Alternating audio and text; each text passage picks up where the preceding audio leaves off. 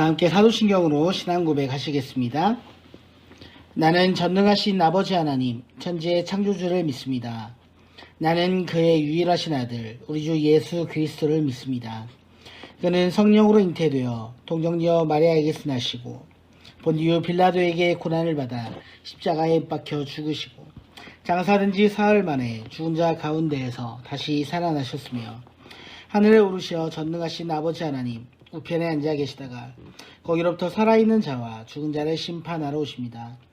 나는 성령을 믿으며 거룩한 공교회와 성도의 교제와 죄를 용서받는 것과 몸의 부활과 영생을 믿습니다.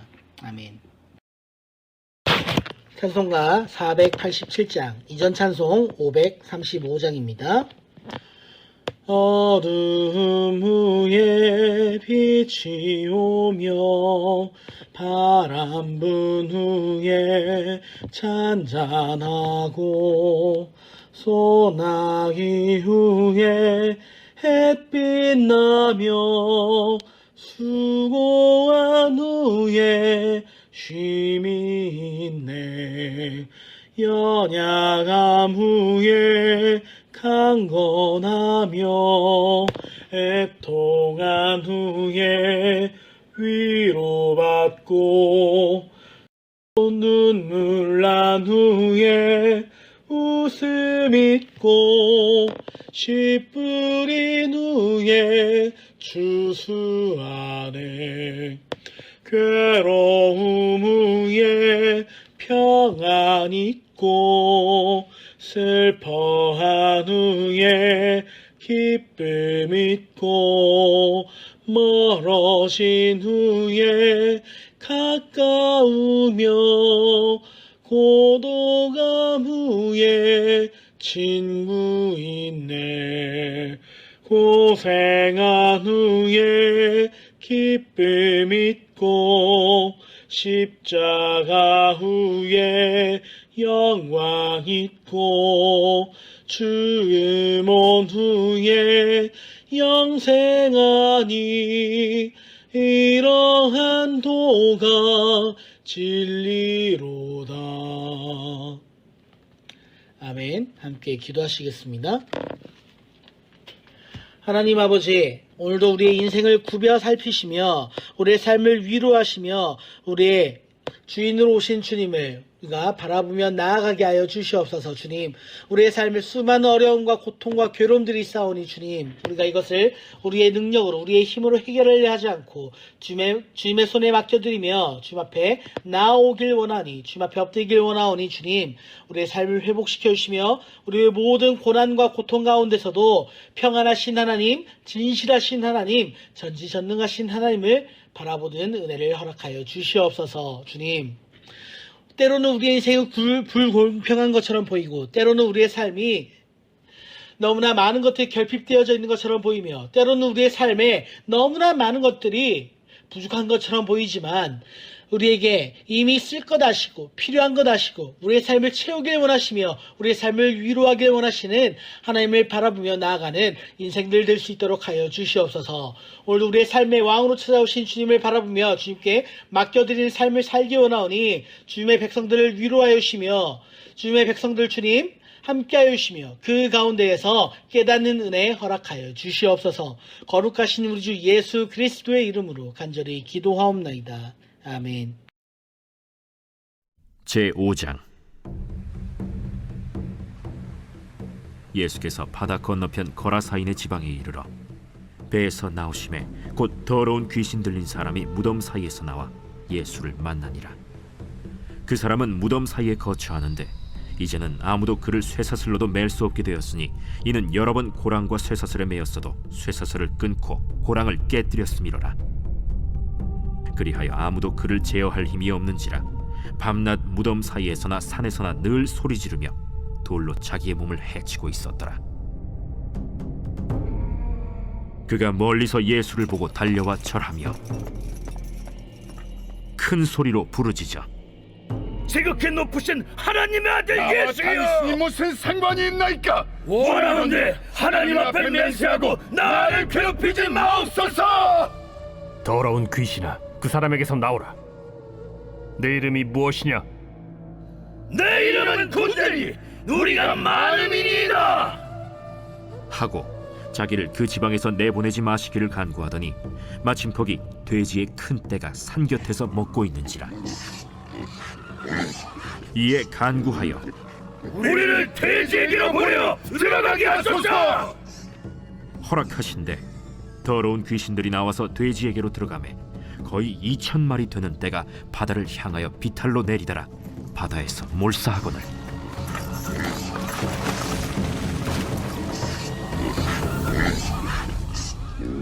치던 자들이 도망하여 읍내와 여러 마을에 말하니 사람들이 어떻게 되었는지를 보러 와서 예수께 이르러 그 귀신 들렸던 자 곧 군대 귀신 집혔던 자가 옷을 입고 정신이 온전하여 앉은 것을 보고 두려워하더라.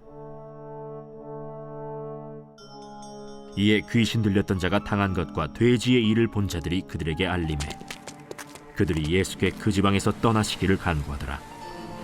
예수께서 배에 오르실 때에 귀신 들렸던 사람이 함께 있기를 간구하였으나 허락하지 아니하시고 집으로 돌아가 주께서 네게 어떻게 큰 일을 행하사 너를 불쌍히 여기신 것을 네 가족에게 알리라. 그가 가서 예수께서 자기에게 어떻게 큰일 행하셨는지를 데가볼리에 전파하니 모든 사람이 놀랍게 여기더라. 예수께서 배를 타시고 다시 맞은편으로 건너가시니 큰 무리가 그에게로 모이거늘 이에 바닷가에 계시더니 회당장 중에 하나인 야이로라 하는 이가 와서 예수를 보고 발 아래 엎드려 간곡히 구하여 이르되 내 어린 딸이 죽게 되었사오니 오셔서 그 위에 손을 얹으사 그로 구원을 받아 살게 하소서. 이에 그와 함께 가실새 큰 무리가 따라가며 애워싸 밀더라. 12해를 혈루증으로 알아온 한 여자가 있어 많은 의사에게 많은 괴로움을 받았고 가진 것도 다 허비하였으되 아무 효험이 없고 도리어 더 중하여졌던 차에 예수의 소문을 듣고 무리 가운데 끼어 뒤로 와서 그의 옷에 손을 대니 이는 내가 그의 옷에만 손을 대어도 구원을 받으리라 생각하밀러라. 이에 그의 혈루 근원이 곧 마름에 병이 나은 줄을 몸에 깨달으니라. 예수께서 그 능력이 자기에게서 나간 줄을 곧 스스로 아시고 무리 가운데서 돌이켜 말씀하시되 누가 내 옷에 손을 대었느냐? 제자들이 여짜오되 무리가 에워싸 미는 것을 보시며 누가 내게 손을 대었느냐 물으시나이까? 예수께서 이 일 행한 여자를 보려고 둘러보시니 여자가 자기에게 이루어진 일을 알고 두려워하며 떨며 와서 그 앞에 엎드려 모든 사실을 여쭈니 딸아, 내 믿음이 너를 구원하였으니 평안히 가라. 내 병에서 놓여 건강할지어다. 아직 예수께서 말씀하실 때에 회당장의 집에서 사람들이 와서 회당장에게 이르되 당신의 딸이 죽었나이다. 어찌하여 선생을 더 괴롭게 하나이까? 예수께서 그 하는 말을 곁에서 들으시고 회당장에게 이르시되 두려워하지 말고 믿기만 하라.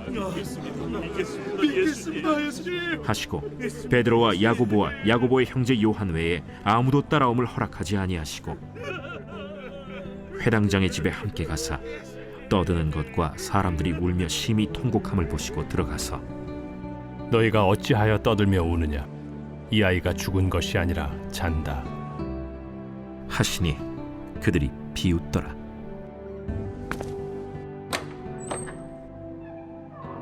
예수께서 그들을 다 내보내신 후에 아이의 부모와 또 자기와 함께한 자들을 데리시고 아이 있는 곳에 들어가사 그 아이의 손을 잡고 달리다구. 번역하면 곧 내가 네게 말하노니 소녀야 일어나라. 소녀가 곧 일어나서 걸으니 나이가 12살이라. 사람들이 곧 크게 놀라고 놀라거늘 예수께서 이 일을 아무도 알지 못하게 하라고 그들을 많이 경계하시고 이에 소녀에게 먹을 것을 주라 하시니라.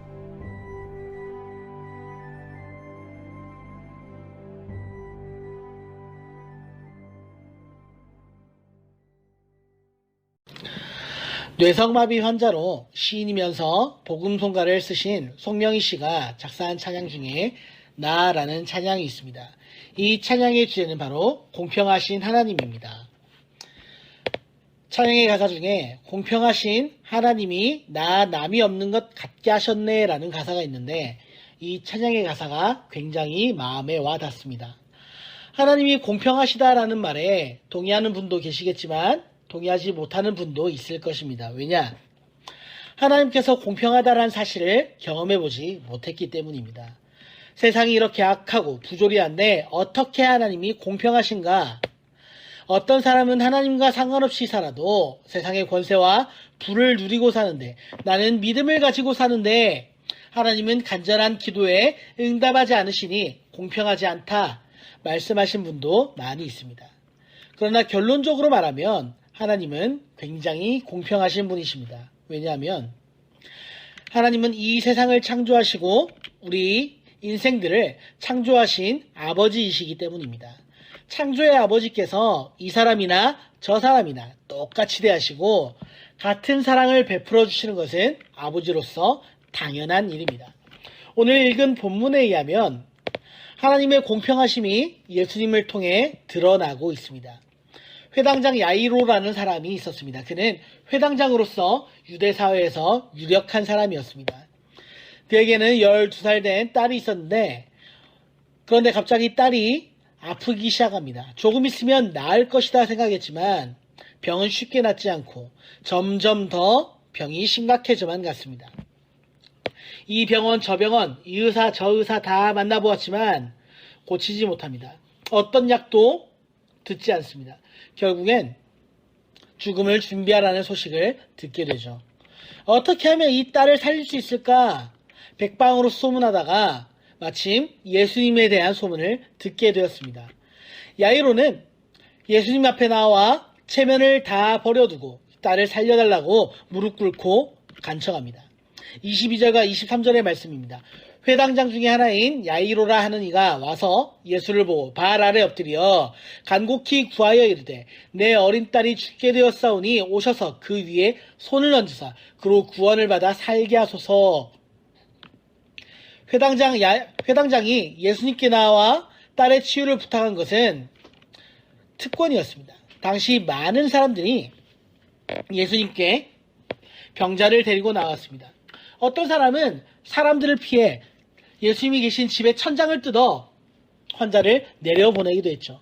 하지만 회당장 야이로는 유력한 사람이었기 때문에 많은 사람들을 물리치고 예수님 앞에 나와 간청을 하고 있는 것입니다. 이것은 권세가 있었기 때문에 가능한 것이었다라고 해석을 할 수가 있죠. 예수님은 이 회당장의 간청을 들으시고 당장 앞장서라 말씀하십니다. 주님과 제자들이 회당장의 뒤를 따라 그의 집으로 가는 길 가운데 어떤 사건이 터지죠. 회당장은 급한 마음에 발걸음을 재촉하는데 많은 사람들이 에워싸 예수님을 밀고 당기고 예수님의 진로를 방해합니다. 그리고 그중 간절한 한 여인이 예수님의 옷자락에 손을 대고 맙니다. 그 여인은 혈루증을 12년 동안 앓았던 병자였습니다. 당시 혈루증이라는 병은 부정한 병으로 여겨졌습니다. 이 여인에게 혈루증이 처음으로 발병했을 때는 이 여인 또한 곧 나을 것으로 기대를 했겠죠. 하지만 오래 기다려도 병이 낫지 않고 부정한 여인으로 낙인 찍혀 이혼을 당할 가능성도 높아집니다. 남편도 가족도 떠나고 얼마 되지 않은 재산도 약값으로 다 써버리고 이제 여인에게 남아있는 희망이라고는 아무것도 존재하지 않습니다. 여인은 예수님께 당당히 병을 고쳐주실 것을 구하지도 못합니다. 왜냐? 부정한 사람이기 때문이죠. 권세도 물질도 없고 사람들이 그녀를 부정하다고 여기는데 어떻게 대놓고 나서겠습니까? 잘못하면 사람들에게 둘러싸여 돌에 맞아 죽을 수도 있는 상황인 것입니다. 25절과 26절의 말씀입니다. 12해를 혈루증으로 알아온 한 여자가 있어 많은 의사에게 많은 괴로움을 받았고 가진 것도 다 휘하였으되 아무 효험이 없고 도리어 더 중하여졌던 차에 아멘.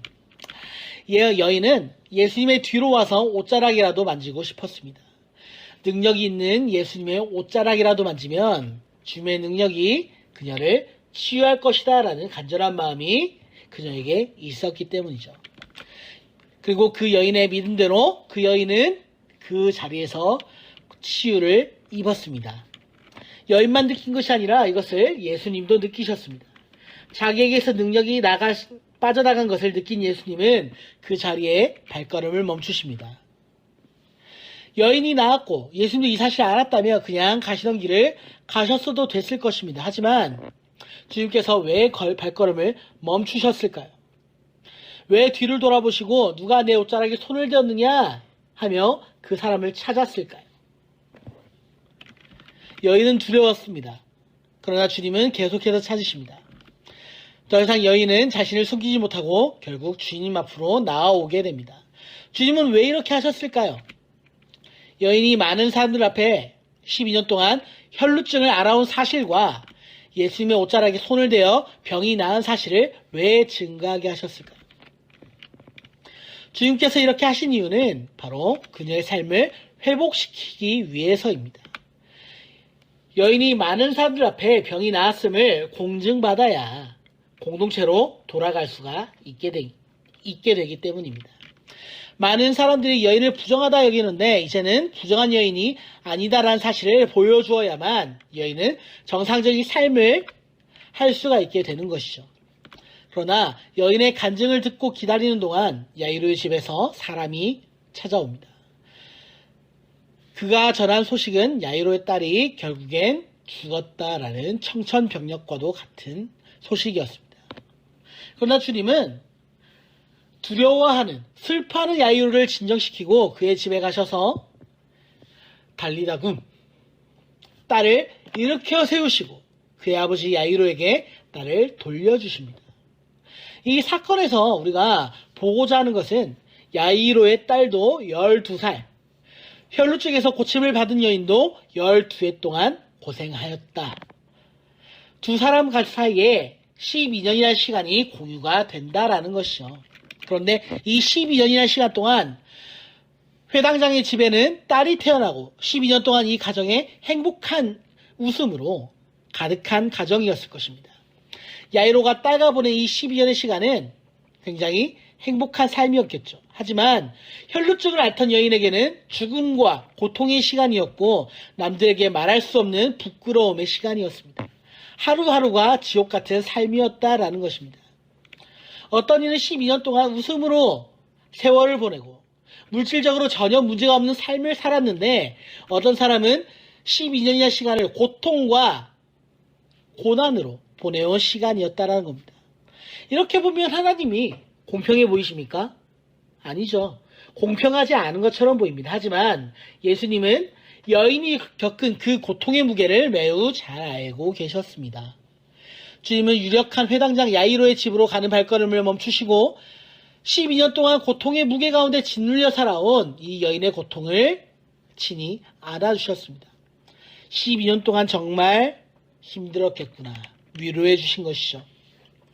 예수님 앞에 나와 회당장처럼 당당히 말하지 못하는 여인, 그런 자신감조차 없는 여인을 주님은 직접 만나시고 그녀의 입을 통해 간증하게 하시고 그녀의 삶을 위로해 주신 것입니다. 야이로의 딸보다 여인의 병을 먼저 고쳐주심으로 여인이 고통으로 보낸 12년의 시간을 주님은 위로해 주셨습니다. 그리고 여인에게 선포하십니다. 이제는 평안히 가라. 너가 이 병에서 노임을 받았느니라. 이것이 공평하신 하나님의 방법인 것이죠. 오늘 우리가 겪고 있는 고통을 주님은 다 알고 계십니다. 다른 사람은 문제없이, 고통 없이, 눈물 없이, 슬픔 없이 사는 것 같고 나만 고통을 겪는 것 같고 하나님이 공평하지 않은 것처럼 여겨질지라도 하나님은 우리의 인생을 공평하게 대하고 계십니다. 내가 가진 고통의 무게와 고난의 십자가를 주님은 다 알고 계십니다. 우리가 가진 주님의 옷자락에 손을 대기만 해도 주님이 우리를 세워주시고 살려주시고 치유하여 주시고 위로하여 주실 것입니다. 오늘도 공평하신 하나님 앞에 엎드려 은혜를 구하시길 바랍니다. 오늘도 이러한 은혜가 우리에게 고백되어질 원하고 충만하길 원하고 하나님의 위로하심의 은혜가 늘 우리에게 더하여 주시기를 간절히 축복합니다. 주기도문으로 예배를 마치도록 하겠습니다. 하늘에 계신 우리 아버지, 아버지의 이름을 거룩하게 하시며 아버지의 나라가 오게 하시며 아버지의 뜻이 하늘에서와 같이 땅에서도 이루어지게 하소서. 오늘 우리에게 일용할 양식을 주시고 우리가 우리에게 잘못한 사람을 용서하여 준 것 같이 우리 죄를 용서하여 주시고 우리를 시험에 빠지지 않게 하시고 악에서 구하소서. 나라와 권능과 영광이 영원히 아버지의 것입니다. 아멘.